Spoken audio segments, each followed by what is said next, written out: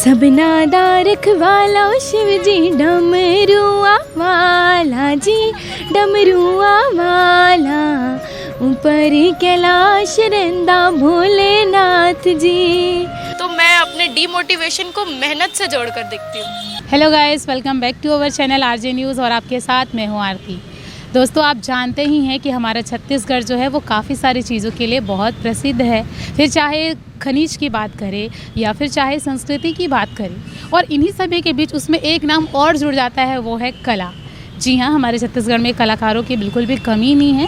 नए से नए और उभरते हुए बहुत सारे कलाकार जो है हमारे छत्तीसगढ़ में मौजूद है, और इसी के साथ ही अपनी कलाकारी में अहम भूमिका निभाकर छत्तीसगढ़ का नाम रोशन करने वाले इस समय हमारे साथ जसमीत कौर हैं। तो हम आपको एक ऐसी कलाकार से मिलवाएंगे जिनकी उम्र जानकर आप शायद काफ़ी हैरान हो जाएंगे कि इतनी कम उम्र में आखिरकार उन्होंने इतना मुकाम कैसे हासिल किया और इतना आगे कैसे बढ़ी। तो बिना देरी के दोस्तों, हम आपको मिलवाते हैं जसमीत कौर से, जो हमारे आज के इस कार्यक्रम की खास मेहमान हैं।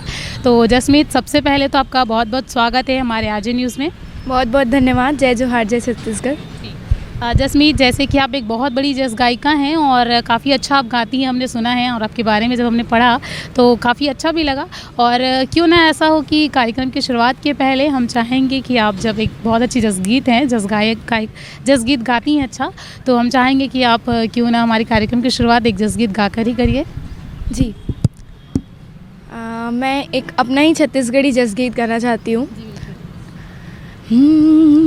माता मोरे अंगना माँ आई के बिराजो, माता मोरे अंगना माँ आई के बिराजो, ए मैया मोर पौरी तोर धोके पी लेते हो ना, ए मैया मोर पौरी तोर धोके पी लेते हो ना।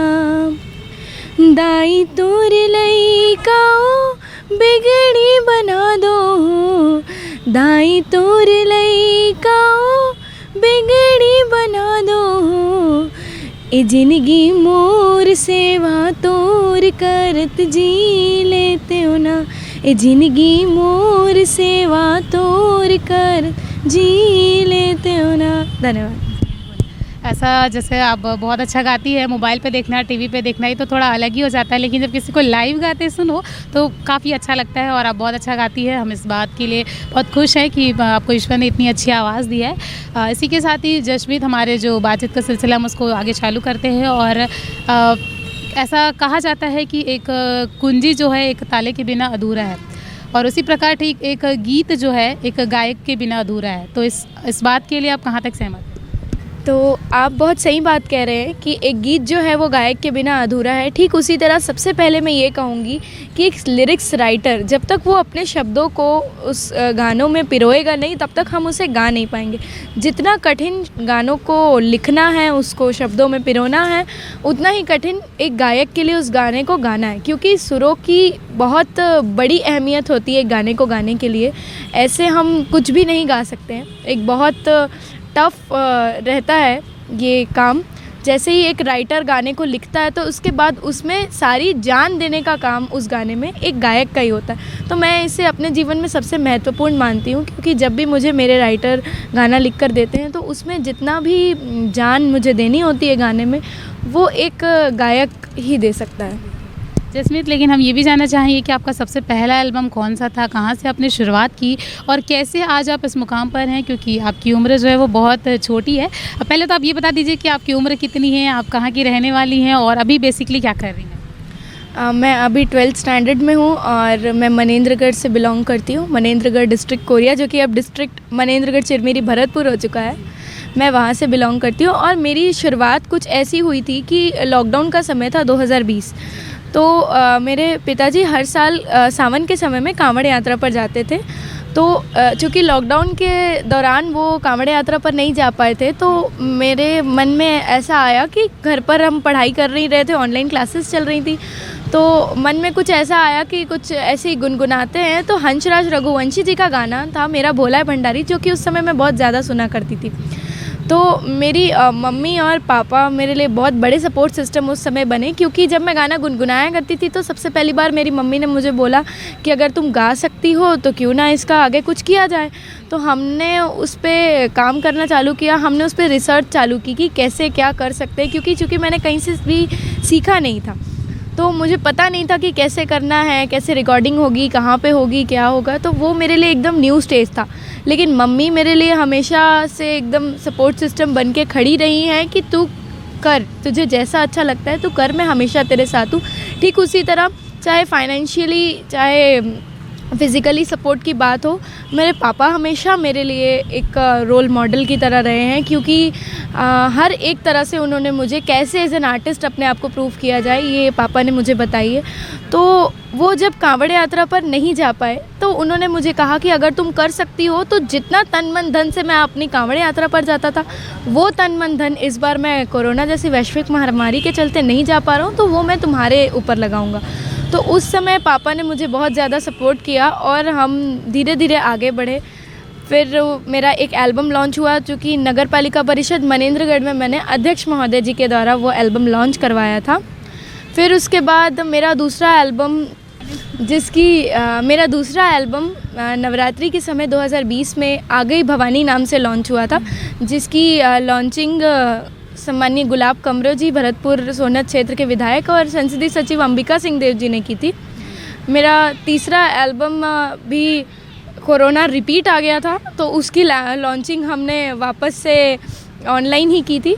चौथे एल्बम की लॉन्चिंग में मेरा बम बम भोला मेरा एल्बम वो जो कि बहुत हिट हुआ था, उसकी लॉन्चिंग छत्तीसगढ़ विधानसभा के अध्यक्ष चरणदास महंत जी ने की थी। तो उसके बाद ये सिलसिला एकदम जारी रहा, क्योंकि उनका शुरू से ही मुझे सपोर्ट बहुत मिला है चरणदास महंत जी का। तो उनके लॉन्चिंग के बाद से मेरा वीडियोस का सिलसिला जारी ही रहा।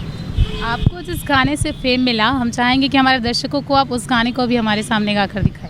सबसे पहले तो मैं सबसे ज़्यादा प्रचलित हुई थी तो भोला है भंडारी मेरे पहले गाने से ही हुई थी, तो मैं उसी को सुनाती हूँ। चूँकि वो हंसराज रघुवंशी जी का है तो अब मैं बस कोशिश ही कर सकती हूँ, उनकी तरह गा नहीं सकती हूँ। सब नादा रखवाला शिव जी डमरुआ वाला जी, डमरुआ वाला ऊपर कैलाश रंदा भोलेनाथ जी। भोले भोले भोले भोले भोले भोले भोले भोले भोले भोले तरमिया जो तार द शिव जी, पापिया जो मारदा जी, पापिया जो मारदा। बड़ा ही तपारी मेरा भोले अमली, महादेवा तेरा डमरू डम डम डम डम बज तो जावे रे हाँ।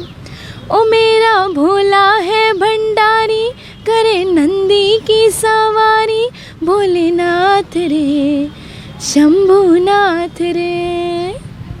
बहुत खूब, वाकई में आप बहुत अच्छा गाती है। लेकिन जसमीत, अब मेरा ये सवाल है कि जैसे कि आज के जो यूथ्स है वो ऐसा होता है कि बहुत सारे गानों के लिए वो लोग शौकीन रहते हैं, अलग अलग तरीके के गाना पसंद करते हैं, लेकिन आपने सिर्फ आप जसगीत बस गाती है, तो जसगीत ही क्यों चुना आपने? फिल्मी गाने भी चुन सकती थी, अदर और भी बहुत सारे प्लेटफॉर्म थे, फिर जसगीत ही क्यों? मेरा ऐसा मानना है, एक तो मैं एक पंजाबी फैमिली से बिलोंग करती हूँ, तो बहुत सारे ऐसे सरकमटेंस भी मेरे साथ आए कि लोगों ने नहीं चाहा कि मैं इस फील्ड में जाऊँ। और शायद यदि मैं जसगीत को छोड़ के किसी और बॉलीवुड या पॉपअप सॉन्ग्स वगैरह गाती तो मेरा उतना विरोध नहीं कह सकते कि विरोध होता। लेकिन चूँकि मैंने जसगीत चुना, माता की भक्ति चुनी, भोलेनाथ की भक्ति चुनी, तो मेरा मानना ये है कि जो अंतरात्मा जो जसगीतों से जुड़ती है, माता रानी के भजन से जुड़ती है, वो किसी भी संगीत में नहीं है। और हम कितने भी बॉलीवुड और हॉलीवुड सॉन्ग सुन लें, लेकिन जो इंसान को सुनने में और गाने में जो तृप्ति मिलती है वो सिर्फ़ और सिर्फ जसगीत में मिलती है। और मेरा एक आत्मीय जुड़ाव है, मैं बहुत ज़्यादा भक्ति भाव वाली हूँ, मैं भोलेनाथ और माता रानी को पूजा प्रतिदिन करती हूँ, तो मेरा वो एक जुड़ाव उनकी तरफ है, जो कि मैं शायद ही एक बॉलीवुड फील्ड में आगे बढ़ूँ। मैं अपने जसगीतों को ही चुन के छत्तीसगढ़ की संस्कृति को बढ़ाना चाहती हूँ। बहुत आपको, बहुत अच्छी सोच है आपकी। और जैसा कि जसमीत आपने बताया कि आप पंजाबी है, तो अब हम पंजाबी में भी कुछ सुनना चाहेंगे आपसे, क्योंकि बहुत कम ऐसा होता है कि पंजाबी गाने लोग सुनते हैं क्योंकि उनको समझ नहीं आता। लेकिन हम चाहेंगे कि आप एक पंजाबी गाना भी हमारे दर्शकों के साथ ज़रूर गाएं। पंजाबी पैटर्न में ही एक गाना है झूलेलाल।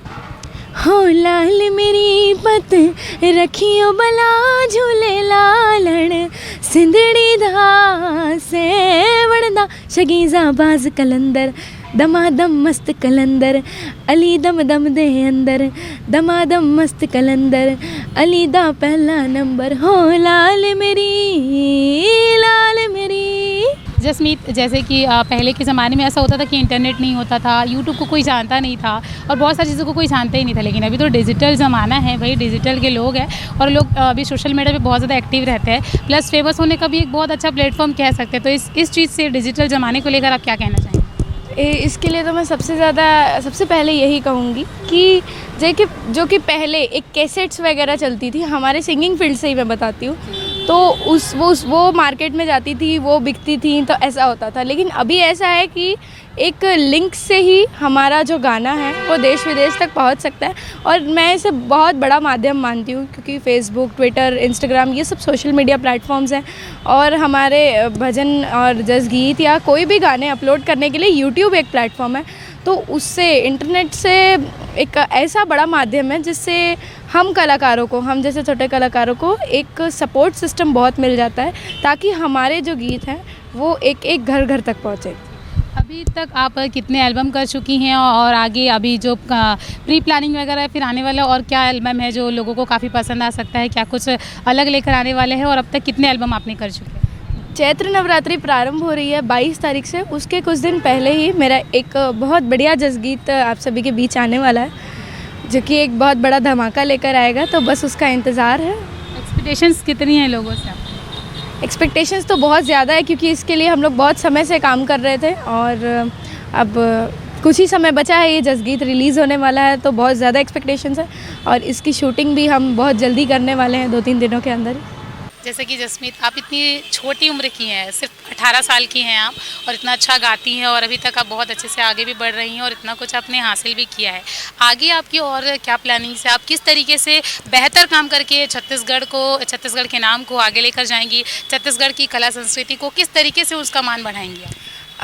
मेरा तो ये छोटा सा प्रयास है कि मैं अपने जसगीतों के माध्यम से छत्तीसगढ़ की संस्कृति को उभारूं और मैं ये चाहती हूँ कि मैं अपनी कला से ये चाहती हूँ कि छत्तीसगढ़ के 36 रंग पूरे देश में नंबर 1 बने। तो मेरा ये प्रयास हमेशा जारी रहेगा कि मैं अपने जसगीतों के माध्यम से छत्तीसगढ़ के जितने भी धार्मिक और पर्यटन स्थल हैं, साथ ही साथ संस्कृति, उसको अपने निखारूं। छत्तीसगढ़ कला संस्कृति की अगर बात हो ही रही है तो मैं चाहूँगी कि आप छत्तीसगढ़ ही में कोई गीत हमारे दर्शकों को गाकर ज़रूर सुनाएं। मानो मनोती संगी चौका पुरावो जी, लीपो अंगना दुआरी दिया ना जलावो जी। मानो मनोती संगी चौका पुरावो जी, लीपो अंगना दुआरी दिया ना जलावो जी। इसी के साथ है जसमीत, जैसे कि आप जब कभी भी आप डिमोटिवेट होती है, कभी भी आप जब अंदर से निराशा होती है, तो उस समय में आपके लिए सबसे बड़ी ताकत क्या चीज़ है? उस समय सबसे बड़ी मेरी ताकत ये है कि मैं सबसे पहले देखती हूँ कि हमारी जो छत्तीसगढ़ी आर्टिस्ट है, मैं बाहर के आर्टिस्ट पे नहीं देखती, छत्तीसगढ़ी आर्टिस्ट है जैसे कि अलका दीदी, दिलीप दादा, अनुज शर्मा जी, ये सब बहुत ही नीचे से ऊपर उठे हैं और इनकी लाइफ में मोटिवेशन डीमोटिवेशन बराबर चलता रहा है और इन्होंने बहुत मेहनत की है। तो मैं उसके आगे, अपने डीमोटिवेशन के आगे सिर्फ अपनी मेहनत को देखती हूँ कि मेरी उम्र अभी बहुत कम है और मैं मेहनत कर रही हूँ, तो निश्चित ही इसका फल मुझे भविष्य में, मैं आशा करती हूँ कि मुझे ज़रूर मिलेगा। तो मैं अपने डीमोटिवेशन को मेहनत से जोड़ कर देखती हूँ।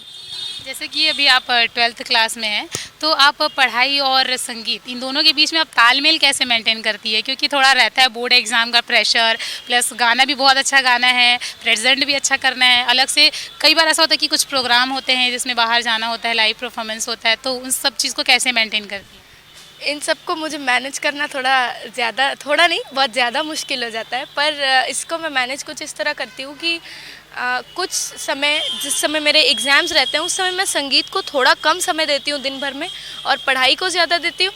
और जिस समय मेरे एग्ज़ाम्स नहीं रहते हैं उस समय मैं इक्वल टाइम देती हूँ कि अगर मैं 5-6 घंटे पढ़ाई कर रही हूँ तो कुछ घंटे अपने 2-3 घंटे जो है वो मैं संगीत को दूँ। फिर सेल्फ स्टडी स्कूल्स मेरे कई बार बहुत मिस हो जाते हैं गवर्नमेंट प्रोग्राम्स या फिर कुछ प्रोग्राम्स की वजह से, लेकिन सबका मैनेज करने से मैं नाइट स्टडीज़ चूँकि ज़्यादा प्रेफर करती हूँ तो स्टडीज़ मेरी इफ़ेक्ट नहीं होती हैं।